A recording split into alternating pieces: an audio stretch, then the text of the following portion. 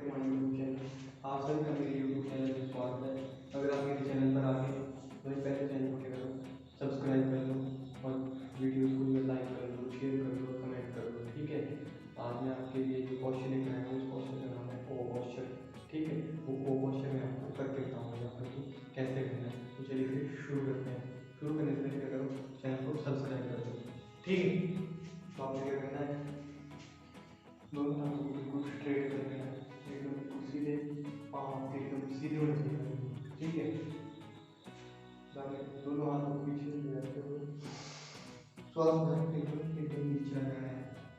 ठीक है, तो आपने करना है, अपने पाँव को थोड़ा सा उठा लेना है, अपने पाँव के नीचे उंगलियों को उंगलियों से ऐसे ले लेना है।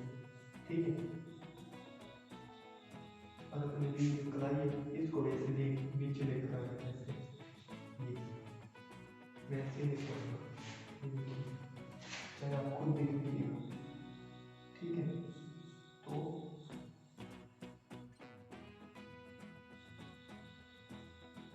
ये हो गया हमारा ओ क्वेश्चन।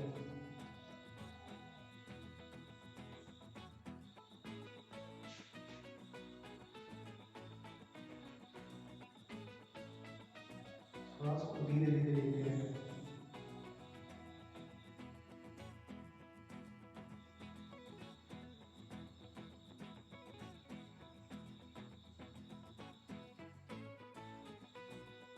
धीरे धीरे वापस आ जाए, अपने पाँव को उठाना है ऐसे, और ये हाथ वैसे करना है, सेम दूसरे पाँव ऐसे,